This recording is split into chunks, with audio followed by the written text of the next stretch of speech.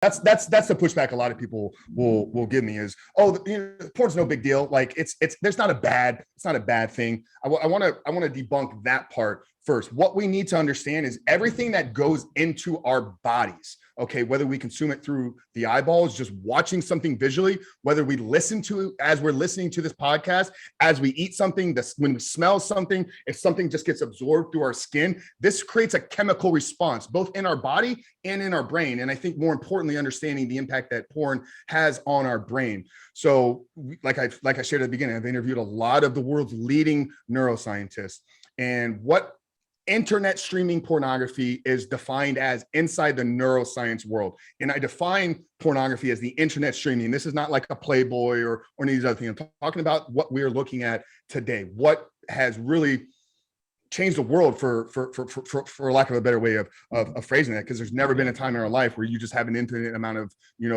high stimulus videos at your disposal 24 hours a day, 7 days a week. But what internet pornography is defined as inside the neuroscience world is a super normal stimulus. So our brains have these reward centers, and there's all these different chemicals and whatnot. You have dopamine, serotonin, oxytocin. There's a whole kind of gamut of them. Yeah. Dopamine is the currency of motivation. It's a chemical that is meant to be released when we're in the pursuit of our goals. It's created there to keep us moving towards achieving things. What ends up happening though with pornography, the way that our brain processes it and it stimulates the mind, is it establishes like a new set of baseline as a super normal stimulus. So there's nothing in the outside world that's going to give your brain the hit of dopamine that's going to get from watching porn first or second time. Okay, just like with drugs. You asked me about, did I have some issues with drugs? The first time I did cocaine when I was 21 years old, I never had that feeling again. I chased it for years, but I never got that first sense, that super normal stimulus.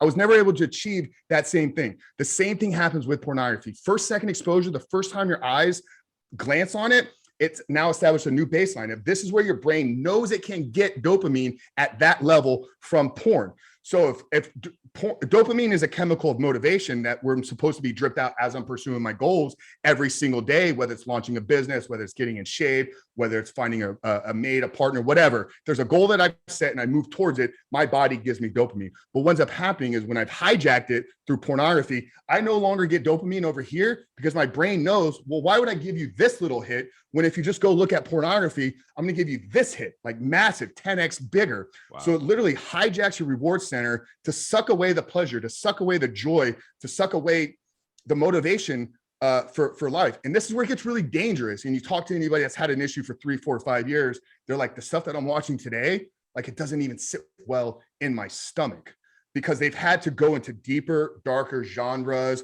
niches, more extreme stuff, more graphic material. I've talked a lot about, human trafficking and all this kind of nature. But what our brain is doing is it's like, well, that kind of vanilla casual sex that maybe, man, woman I was first watching, that doesn't give me the hit. So what about 2 girls and a guy? Okay, well then I'll go down there. Okay, now what about 10 guys and 1 girl? It's way more extreme. And then you get into these really, really dark places. And I don't want to give a whole lot of details. I'll let your kind of imagination play that out in your head. But I think the first reason why people should stop watching is literally destroying your brain. And we can talk about relationships and all that other side.